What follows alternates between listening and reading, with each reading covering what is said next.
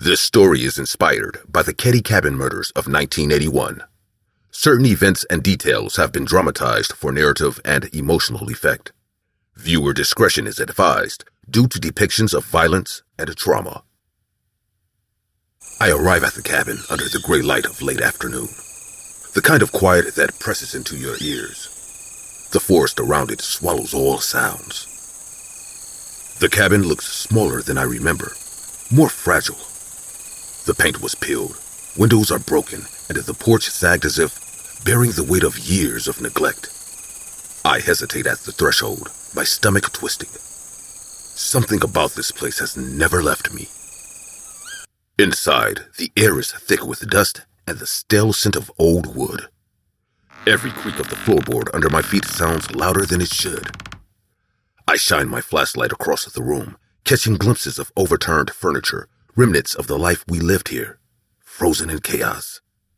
The memories crash over me. It starts quietly. The laughter from the kitchen, the easy jokes between friends, the radio playing softly. Then the noises begin. A sharp bang, a scream, and suddenly the world tilts. Panic grips me before I can even think. Shadows stretch across the walls, moving faster than any person could. I duck instinctively, heart hammering, ears straining for sounds, any hint of what's happening. I hear them, the others, crying, shouting, trying to make sense of it. The darkness seems alive, pressing closer, hiding the source of the violence. I crawl toward the bedroom, hoping to find safety or at least someplace to hide. The floor is slick with fear and something else. My hands brush against it, sticky, wet, warm, and I realize it is blood. My blood? Someone else's? I can't tell. I can hear them screaming for me, my friends, their voices cutting through the chaos. I can't move, can't speak. My body is frozen, yet my mind races. I cling to the walls, pressing my back against the wood, listening to the footsteps, the shouts, the silence that follows each one like a wave crashing against my chest.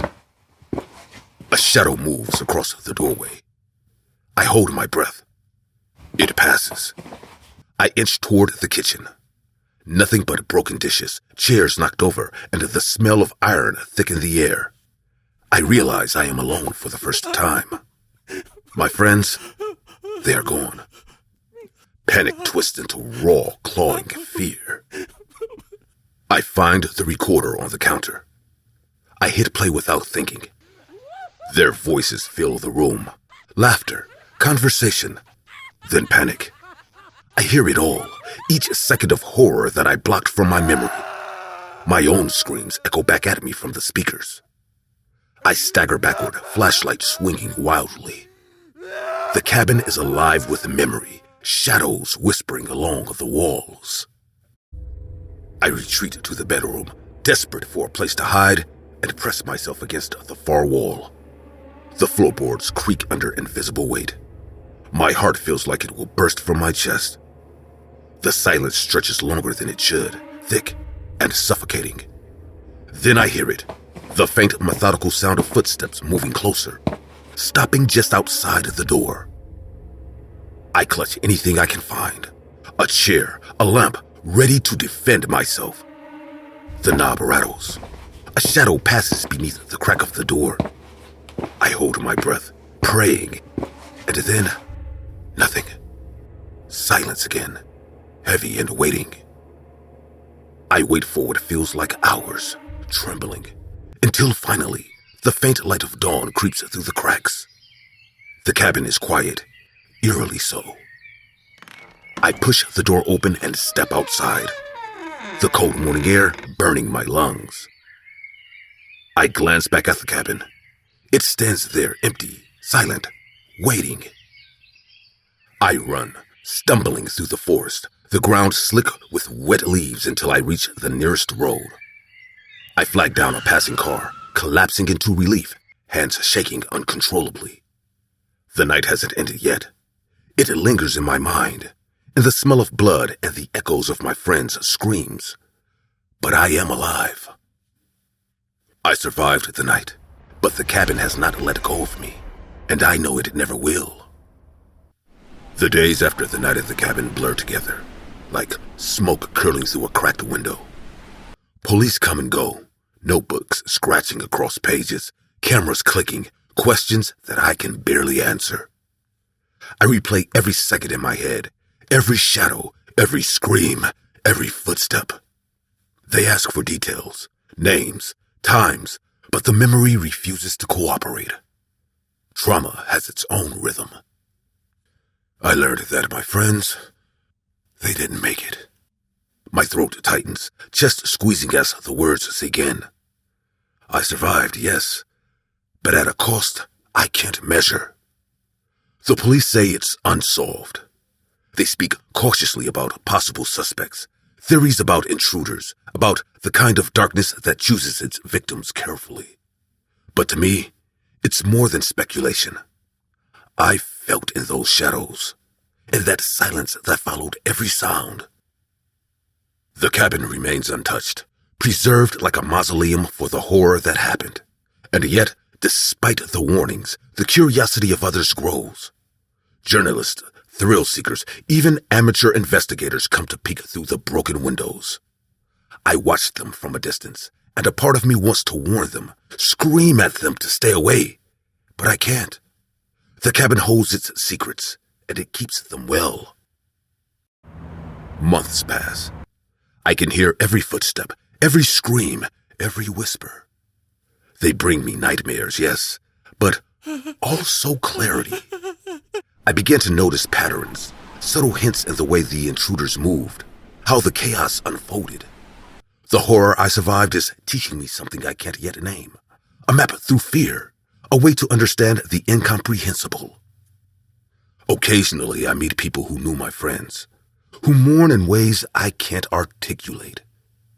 The grief reminds me that survival is a burden, not a blessing. I carry the memories for all of us. I replay the night in my head, trying to find answers, but the truth remains slippery. Some details I will never fully grasp, some shadows I will never chase. The cabin still stands waiting, and I still feel it calling, a reminder that some horrors don't end. They linger, shaping who we are in ways the world cannot see. I have learned to live with the fear, to navigate the memories, to hold on to the threads of life that remain. But every time I close my eyes, I return to that night. The cold floorboards, the blood-slicked air, the footsteps at the door. There is a lesson here, one I wish I didn't know. Trauma is not just what happens to you, but what follows you. It clings to the living, whispering in our ears, and refuses to let go. And yet surviving it, walking away when so many could not, is a responsibility, a warning, a testament. I survived the cold cabin murders, yes. But survival is not a victory. It is a witness, a reminder that darkness can arrive without warning, and it can take anything. And while justice may linger in the minds of those who investigate, for the survivors, the truth is personal. A shadow that walks beside us forever. The cold cabin murders are a reminder that evil is not always explainable, and that silence can carry as much weight as sound. Survival leaves scars, and sometimes the most haunting part is living with the memory of those who didn't. Respect the weight of fear, the fragility of life, and the truth that trauma is not always visible, but it is always real.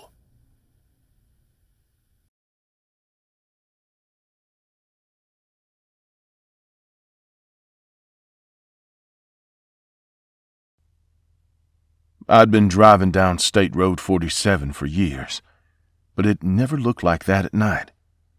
The fog was alive, thick, breathing, curling across the asphalt like smoke from a dying fire. It was past midnight when I passed a faded road sign that read, "Welcome to Dry Creek, population 214. I froze. Dry Creek hadn't existed for decades. It was a ghost town, wiped off every map after the flood of 1989. Everyone round here knew that, yet somehow I was driving right through it. The road stretched endlessly ahead, each mile swallowed by mist. My phone showed no signal, the GPS refused to load, and even the radio had gone silent. That's when I saw the car behind me. Its headlights flickered faintly, like candles about to die. It stayed exactly one car length behind me, matching every move. When I turned down a side road to let it pass, it stopped too. I rolled down my window. The air was sharp and cold, and the fog muffled everything. No engine, no tires, no sound.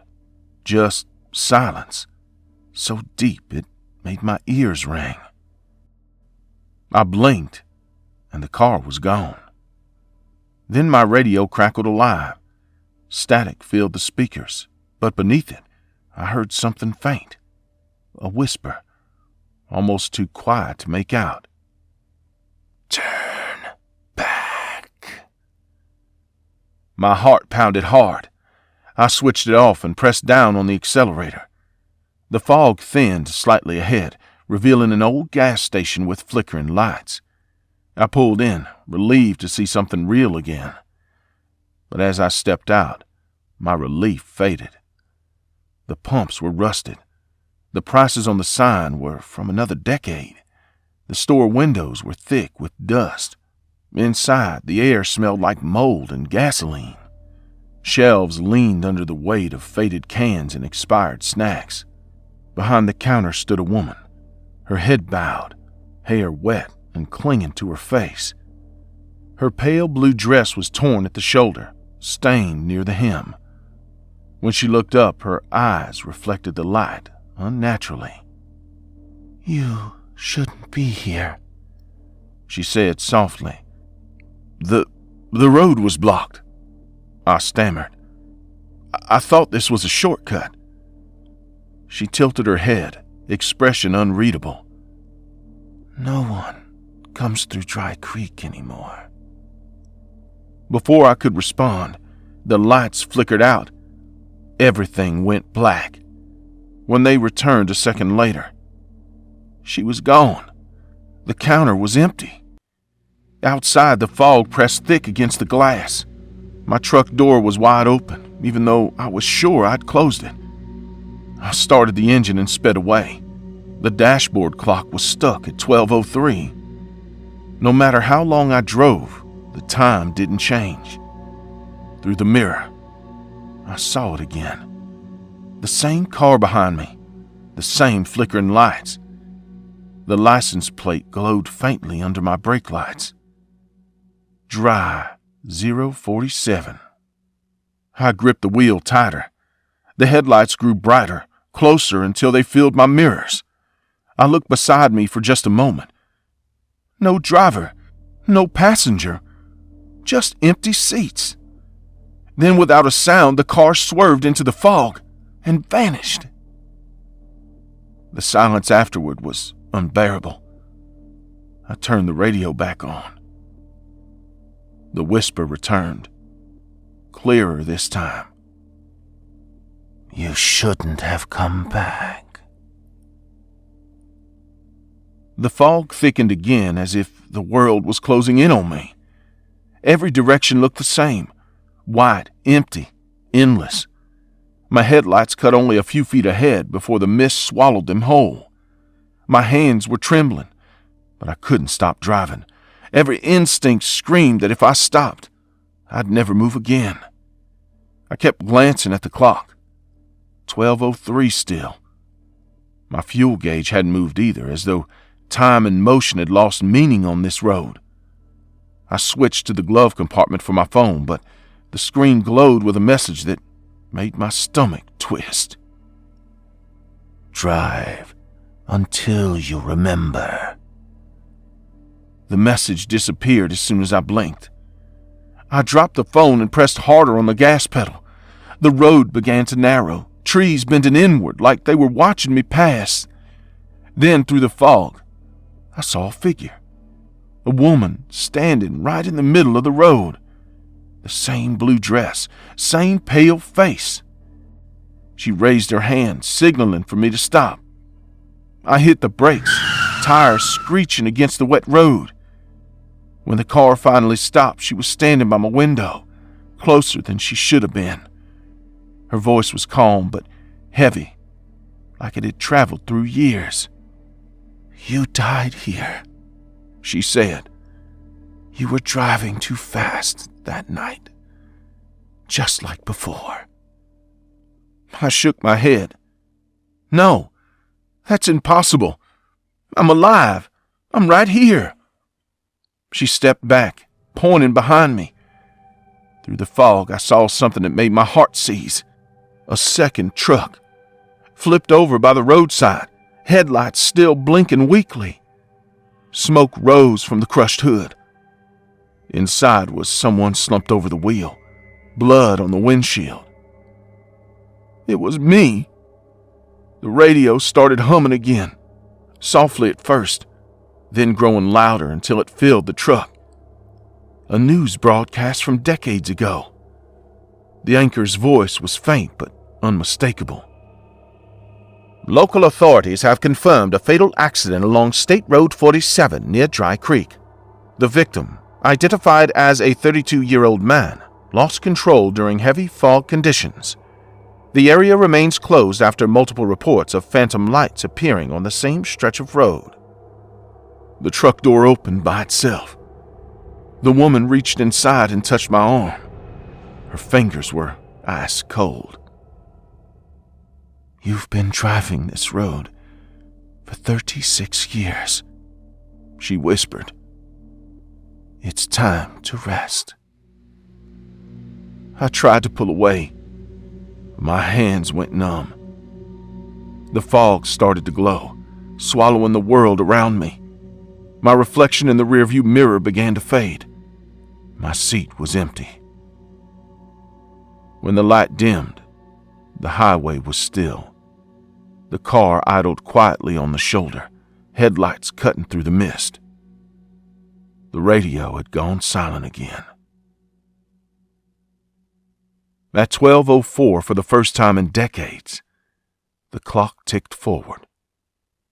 And somewhere beyond the fog, the woman in blue began walking toward another set of headlights, flagging down another traveler who wouldn't make it through Dry Creek alive.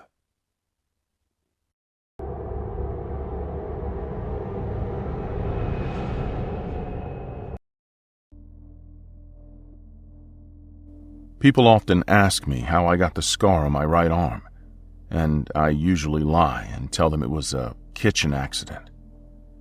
There's a reason why I never tell anyone the truth behind my scar, as I always get an uneasy feeling in my stomach whenever I recall the memories of that morbid and horrific night when I nearly lost my life.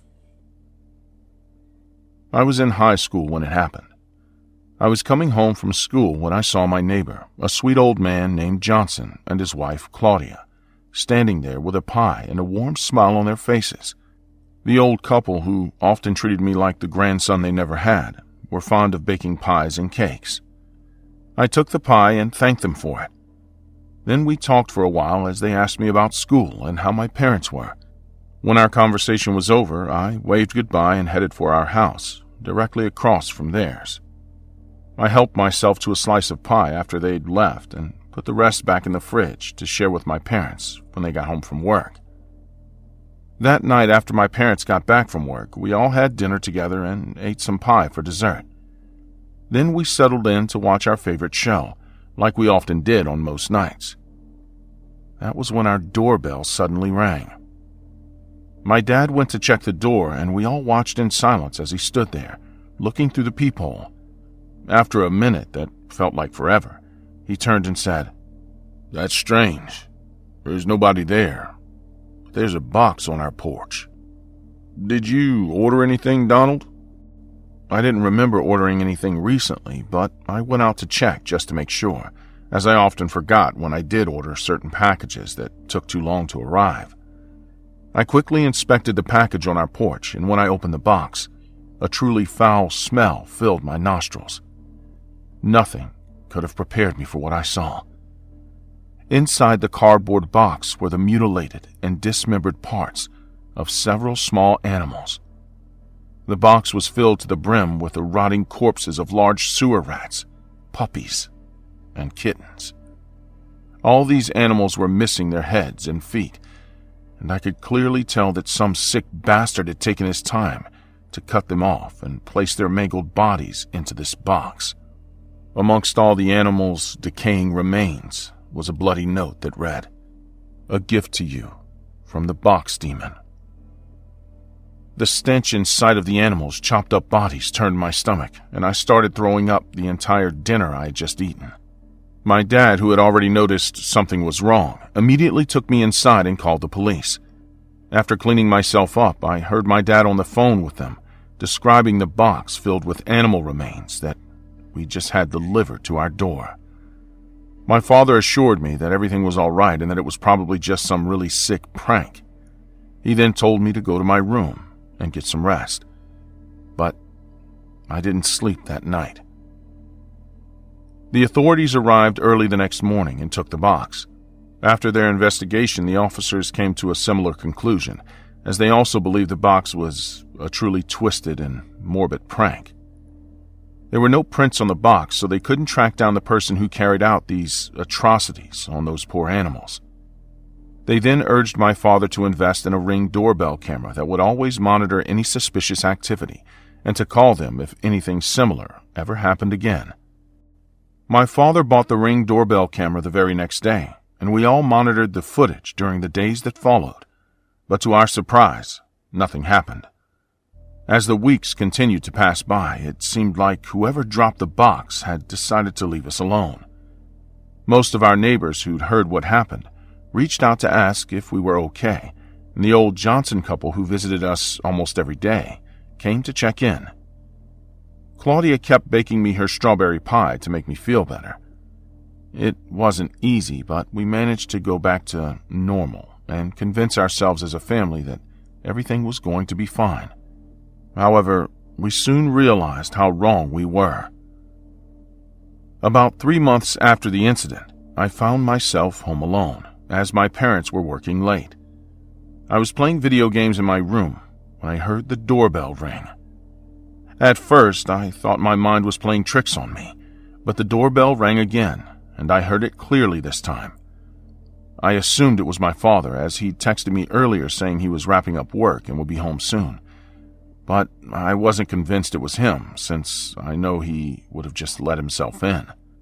I could feel a paralyzing fear in every inch of my body rising up, but I told myself I was just being paranoid and went to check the Ring doorbell camera's footage to make sure it was my dad.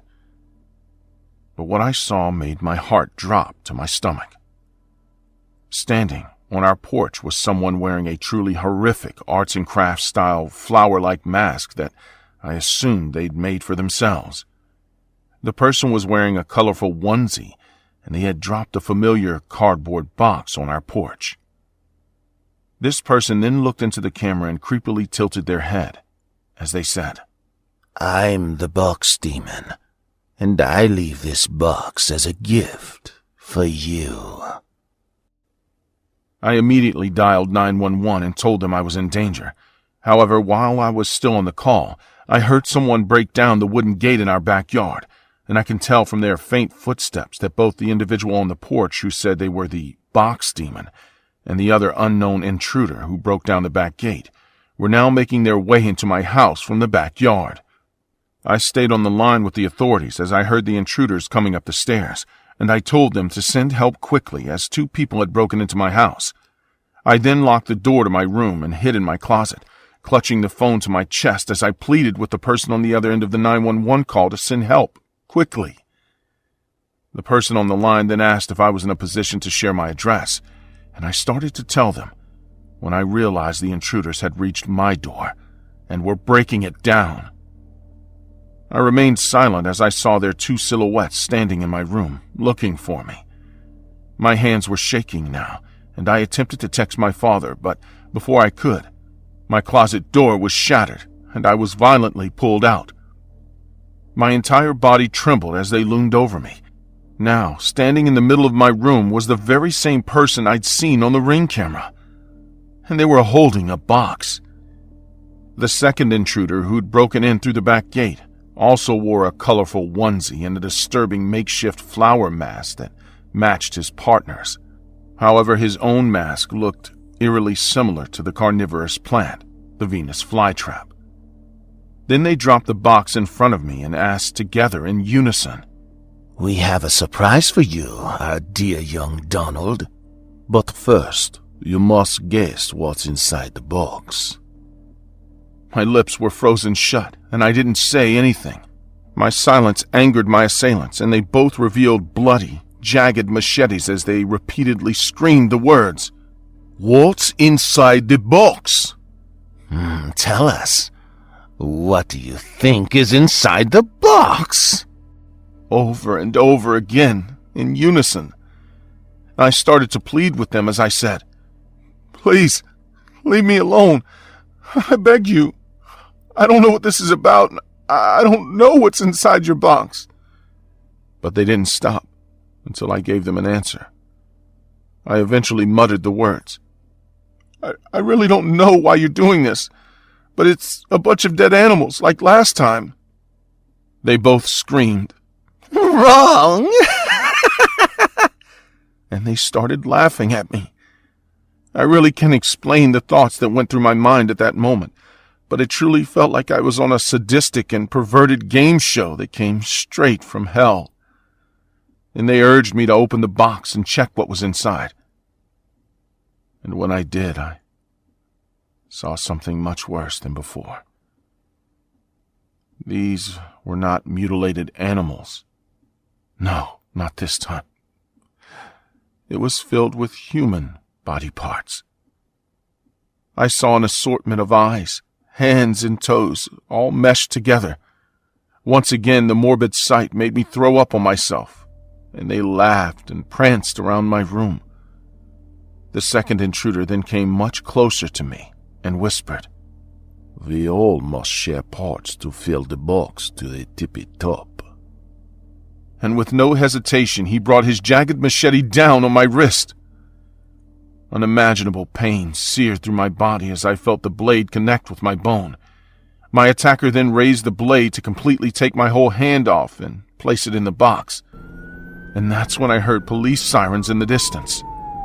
Then I heard a familiar female voice come from behind the box demon's mask as the woman said, "Get the camera, Anatoly. We have to leave now." Then I watched as the intruders rushed and picked up the camera from the corner of my room that I never noticed was there, and they ran out of the room. I'd already lost a lot of blood by now from the bleeding gash in my wrist, and the world around me was getting dark. The last thing I remember before passing out was a bunch of police officers walking into my room and screaming to get a medic. When I regained consciousness, I was in the hospital surrounded by my crying parents. The doctors came in a few minutes later and told me that I was lucky to be alive, lucky to still have my arm, and that they were able to stop the bleeding from the deep cut and fix it before it was too late. Detectives arrived a short while later and asked me to give them a detailed description of my two assailants. I told them everything that had happened. After I was done, my parents demanded to know who had done such a terrible thing to me, and if the officers had found them. The investigators then told my parents that I had unfortunately fallen victim to a deranged set of individuals known as the Snuff Duo. They were wanted all over the world, known for creating disturbing snuff content and selling it on their exclusive website on the dark web. The investigators told us that they'd been doing this for more than 40 years now, moving from place to place, carrying out atrocities and filming them to sell to the highest bidder. Their snuff content ranged from live, gruesome executions of kidnapped victims to bloody dismemberments of people they found alone in their homes, abhorrent animal abuse, and extreme cannibalism videos, where they filmed themselves grinding up human remains and adding small amounts of the corpses to baked goods, like pies or cakes, which they would later share with unsuspecting individuals to eat. The couple often wore sick costumes and homemade masks in these videos, creating deranged characters to carry out these heinous acts on their victims while they filmed, often setting up the cameras in the victim's own home. I'd never heard anything so gruesome in my life, and it made me sick to my stomach. The investigators then told my parents that despite the combined efforts of several justice departments and agencies worldwide, the duo had never been caught, as they always had been able to evade capture through the use of fake identities, in addition to well-planned attacks and escapes. The investigators then said the duo's names were Anatoly and Katerina Petrov. The couple was apparently in their mid-60s now, according to their estimates. They were linked to several murders and animal abuse cases across the globe, being among the most consistent producers of exclusive snuff content on the dark web. After they told us everything, they gave us pictures, asking if we'd seen them before. I can still remember the overwhelming feeling of horror I felt as I recognized the couple to be our neighbors, Old Man Johnson and his wife, Claudia.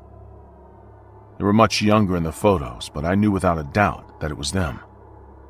My mother collapsed when she realized, and my father was speechless. Then we told the officers that the couple were our sweet elderly neighbors who lived across the street. Their house was immediately searched, but they were already long gone by then. After this truly harrowing incident, our family decided to move to a small city in Idaho called Caldwell. This was where my mother had grown up, and we'd hoped to start our lives afresh there. But we were never, ever the same again. The story you just heard is loosely based on a real true crime case where an unidentified individual who referred to themselves as the Box Demon placed a box outside a home early one Tuesday morning while wearing a colorful onesie and a homemade mask. The authorities revealed that the person placed a suspicious box at the door of a home located on the first block of East 10th Avenue in North York around 4:20 a.m. The entire ordeal was recorded on the home's Ring camera, and the perpetrator was never found.